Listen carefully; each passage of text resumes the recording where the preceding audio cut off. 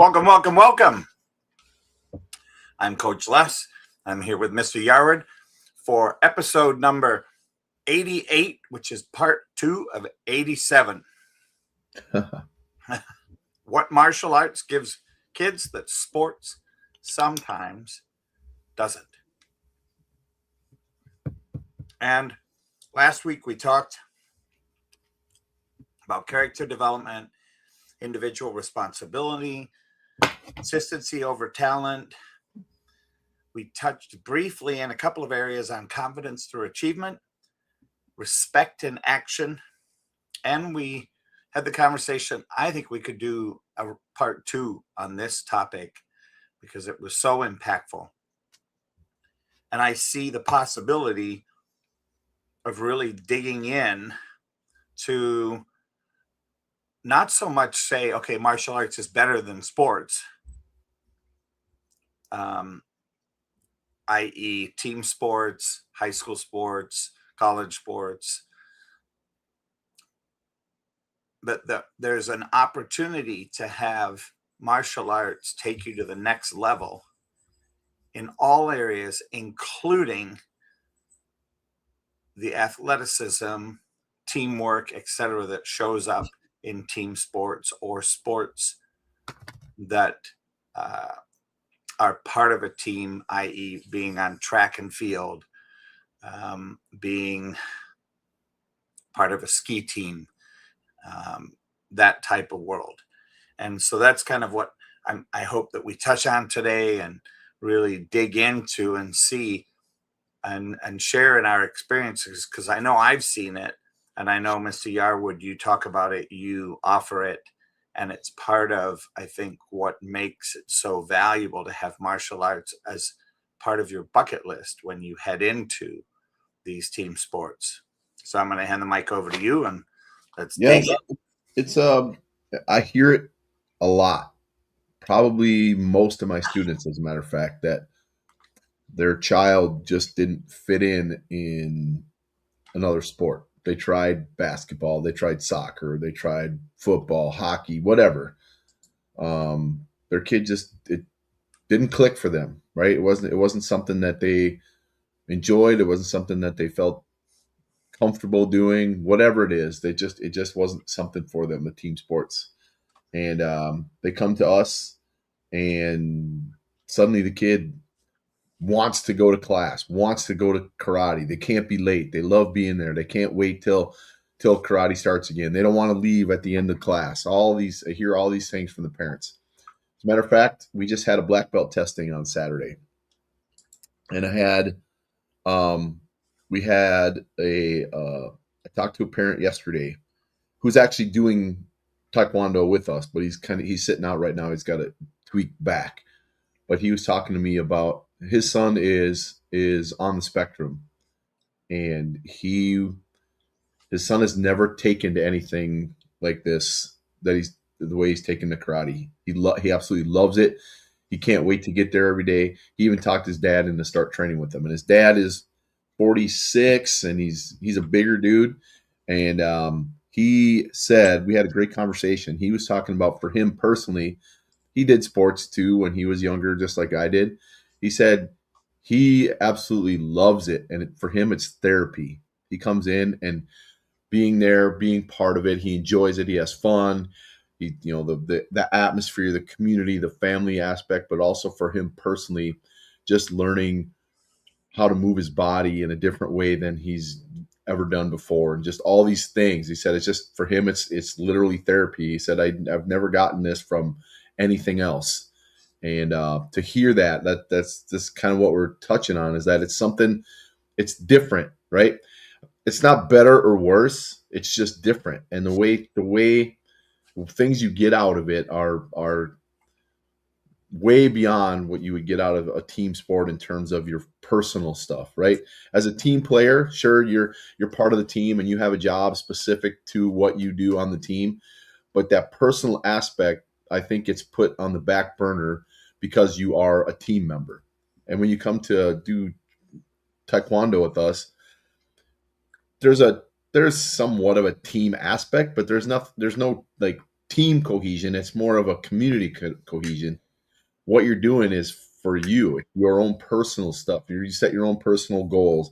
You strive to get better, more fit. You strive to get sharper with your life skill stuff. I mean, there's so many aspects that are happening all at once that don't happen in a team sport. And just hearing that from him really kind of helped me reinforce that what we do is important for not just kids, but for adults too, for families, for moms and dads who get to become part of what their children are doing, but then also get the benefit from it on a personal level beyond just my kid does it, so I'm doing it, right? They actually are starting to feel that the benefits that they get from doing martial arts themselves, and from the training that happens, the therapy, like you said, all the different things that come with it. So it's cool to hear that from an adult too.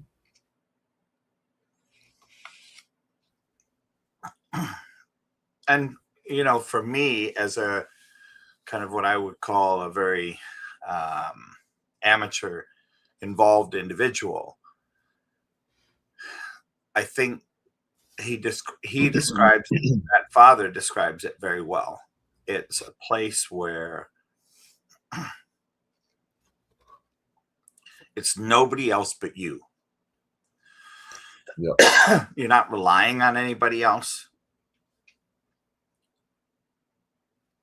There's you to be responsible for you, your placement, your homework, your practice, your growth and development and stretching. And I think that's the part that I look at, that regular sports teach you the things like what it is to be a team person, what it is to be maybe not the best, most showy person on the team.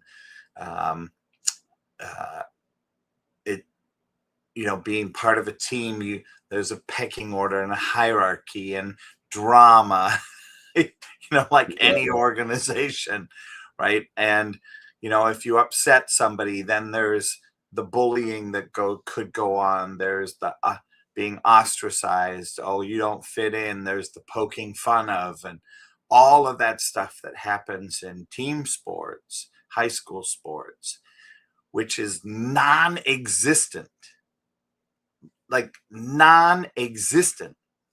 in martial arts. It is forbidden. Yep. Now I know I have to put a caveat out there, because I know there are some schools where their philosophy is to pound, beat it into you at some level. And they pick on the jocks. Mm-hmm. And, for me, I don't like that. I don't like it. And that was the thing that I didn't. It's why I stopped playing soccer, my sophomore year. Even though I made varsity, it was like, nope, I want nothing to do with this next click. Yeah. And I didn't want to be the punching bag. I'd been the punching bag through 7th, 8th, and 9th grade. I was done. So, for me, martial arts gives you an opportunity, especially at Yarwood Martial Arts, it gives you an opportunity to develop self and to watch the development of self with others, so that you can then see the opportunity to rise together as a village, which is how you started off. Mm-hmm. By saying that's the thing. In martial arts, it's about a community. And it is. We want everybody to win. It doesn't matter where you're at on the ladder. Yep. Whether you're new, whether you're, poopy, whether you're amazing, it doesn't matter. Just so many aspects to it that these kids on the spectrum, they just grasp it and just run with it. And we've seen so much success with kids who are on the spectrum. I mean, we just had I've had four kids on the spectrum in my years of running school earn first degrees and second degree black belts. We have several kids right now in the pipeline getting ready to test within the next year or so for first degree black belt that are on the spectrum. We just had one in January. So it's just like there's something about what we do that's a great avenue for these kids to be able to thrive in what they do. And then what happens is now the stuff that they're doing in our classroom or in our dojo transfers to the classroom. It transfers to home. It transfers to the rest of their life because they can use that and how they configure whatever they're doing, and they take it into something else, and it just helps them to be able to thrive in other environments as well. We get it over and over and over again from our families who have kids who are on the spectrum that, you know, if they're in therapy, they lessen their therapy because what we're doing is therapy for them, right? Maybe their medication has been reduced because of all the other aspects of things that they're getting from martial arts that they're taking home with them. They're doing their training at home. Moms and dads are able to interact with them differently because of, you know, the stuff that they're learning at our school. There's so many things that go into it for them. And we just see that these are literally kids who they would not be able to do a team sport just because of their situation. So it's awesome to be able to have that for them so that they can thrive in something athletic and still be able to be successful. So it's super cool. The question that I would ask, though, in that super cool piece, right, is what do you think about brothers? Because this is what I see, right? When we see the people sitting in the audience, what do you think about the brothers and sisters that don't participate? How do you think? Of the kids on the spectrum or just the siblings in general? On the spectrum. Because okay, so here's my view, right? My view is I watch this and I see the kids that are on the spectrum being able to be more present for their brothers and sisters, right? Mm-hmm. And not that I see brothers and sisters that treat them negatively or anything like that, and I'm sure they exist out there. I just they've been able to focus better, right? They've been able to gather what they're doing and be able to direct it specifically onto something, which helps them to be able to do that with the other things, because like I said, all the kids I've met on the spectrum are super intelligent. I mean, we're like, wait, I go, holy crap. How do you know that? Right. These kids. And because they're focused on that particular area. Exactly. Right. So we help them to be able to focus what their thoughts are, their energies on things. And then they learn how to do that.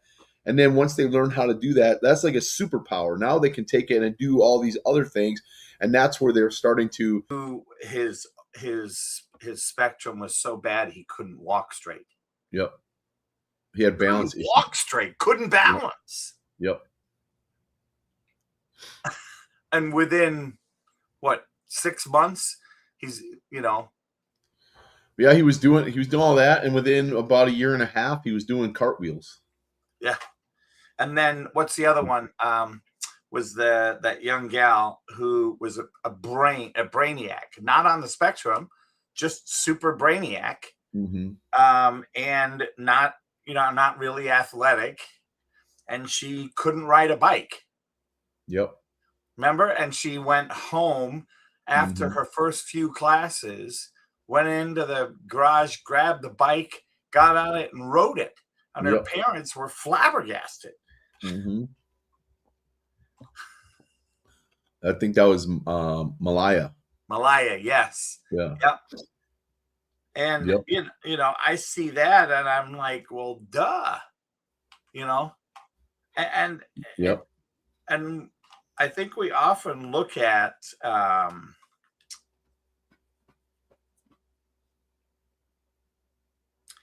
almost said the word beginning with an O, Asian families. And wonder why martial arts is so prevalent in their families. you Yep. know, regardless of who they are. Yep. And I see now more than ever, it's like I get it. It's like there's such value in being able to make that difference and having those skills. Yep. Definitely.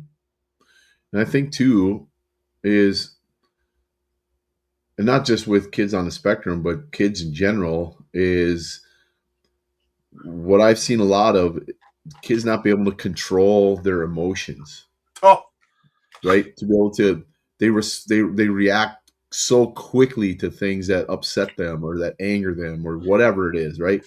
welcome to And video games.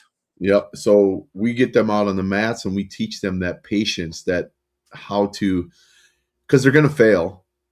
That's just the way it is. You're going to fail. Nobody comes in and is absolutely perfect every single time they do something, right? You're going to fail, especially when you're first getting started. But we help them to understand that failure is part of the process, right?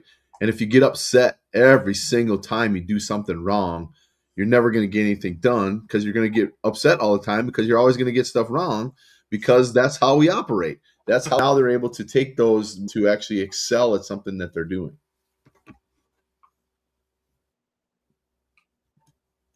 Yeah, I think it's such a fun conversation, I think, to have, to see, you know, and if we can capture that sparking that position in the beginning, and then a year down the road to ask the same questions, look for the same advice, look for the same you know, see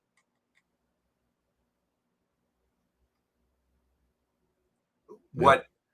what marketable steps toward living a fuller, richer life have happened.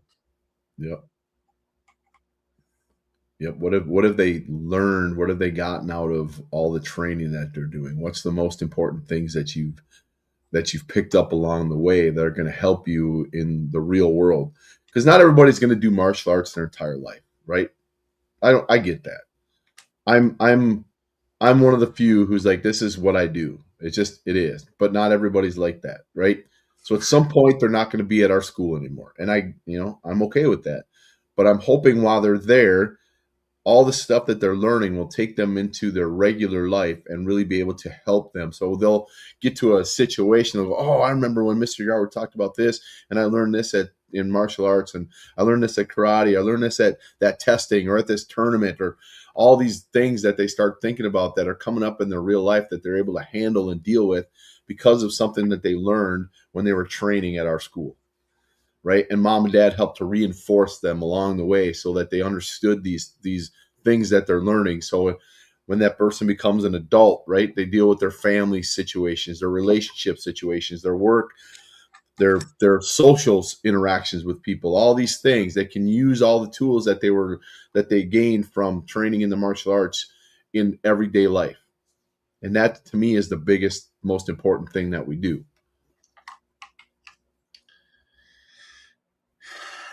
And that to me is priceless. Mm-hmm. You can't put a price on it. Yep.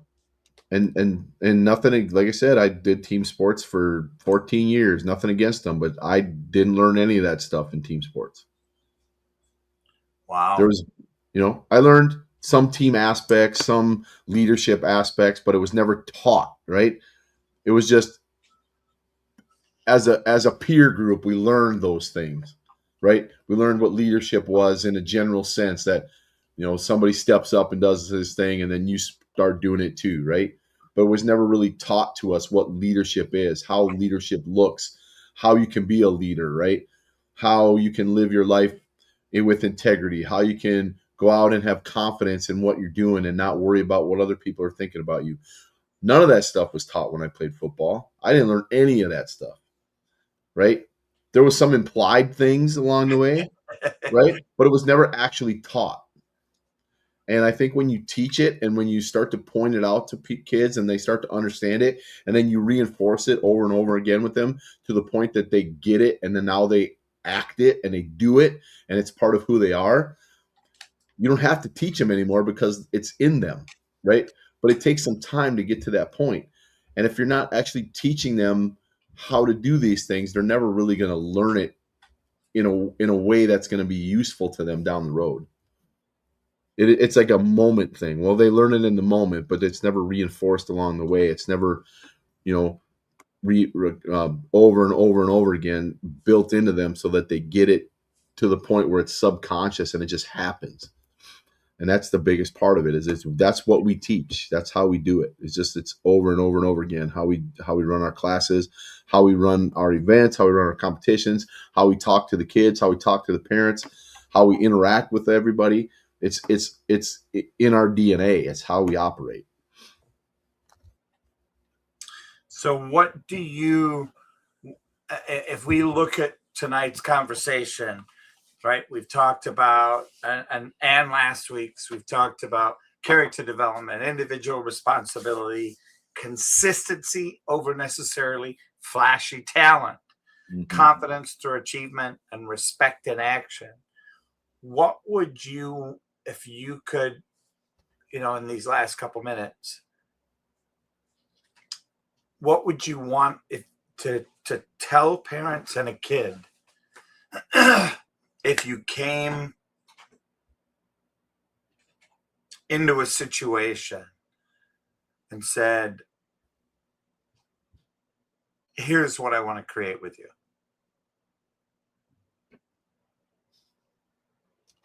I'm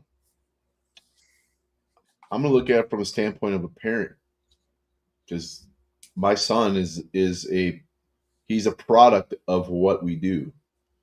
He's been doing this for nearly 18 years.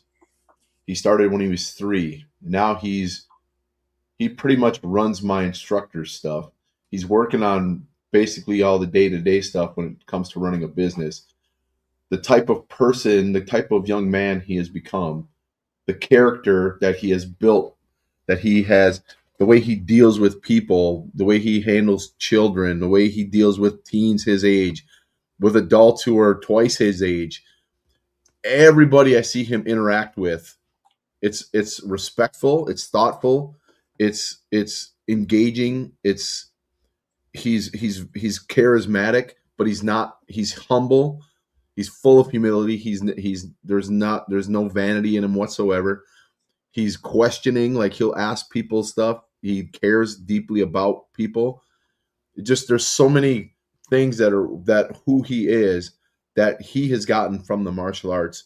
When I see him, I want all of our students to be like him. And that's not coming from the dad part of me, right? Obviously, I'm very proud of him, but from the martial arts instructor student relationship that I have with him, he embodies what I want our students to become.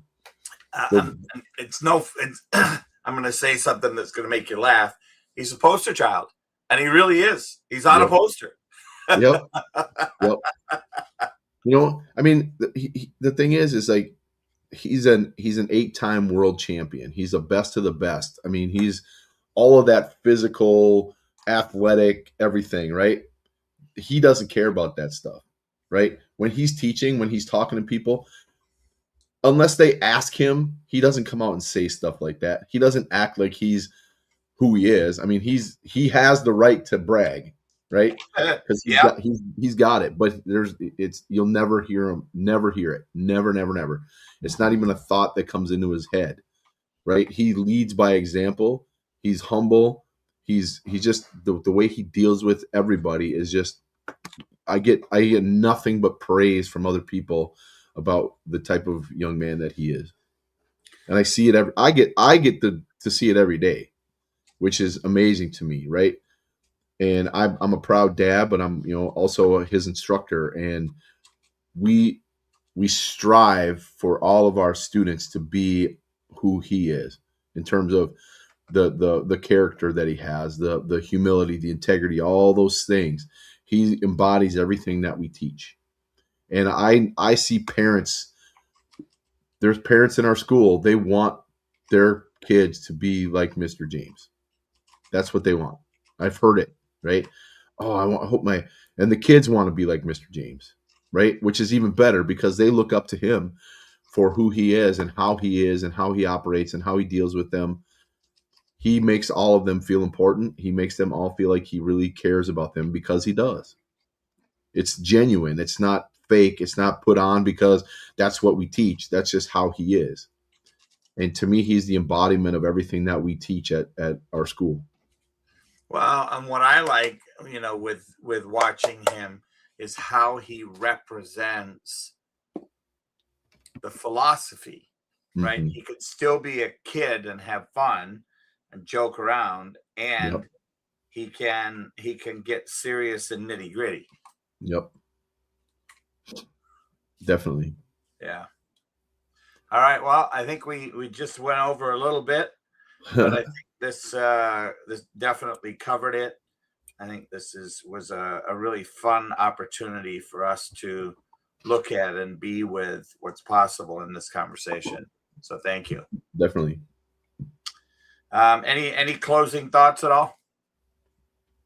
I look at it from a standpoint. It's like choose your activities for your students, for your kids wisely. Look at what it benefits them, other than just they get to be on a team or they get to play a sport. That's all great. That the physical aspect is great, but think about the investment that you're putting into your child, the investment of time that they're putting into this thing that they're doing, and what is it that what's the ROI? What are they getting out of it? What is the long-term benefit for them, right?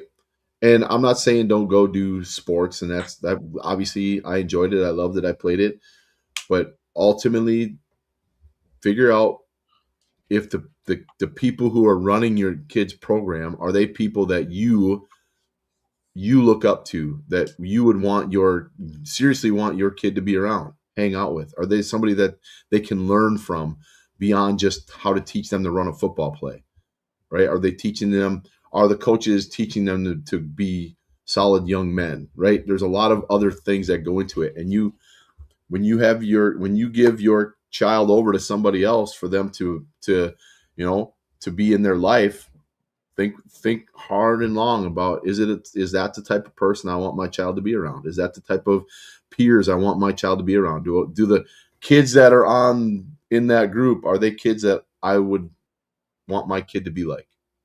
Right? And if they are, that's great. If not, put them in something else. Find something that is what you want that to be. Because ultimately that's what they are going to become, right? The people that they hang out with, the people that they're influenced by, the adults in their life that tell them about things, that teach them about things, that mentor them, that's what they're going to become. And if you put them around people that you don't personally like, you're not helping them. Yeah.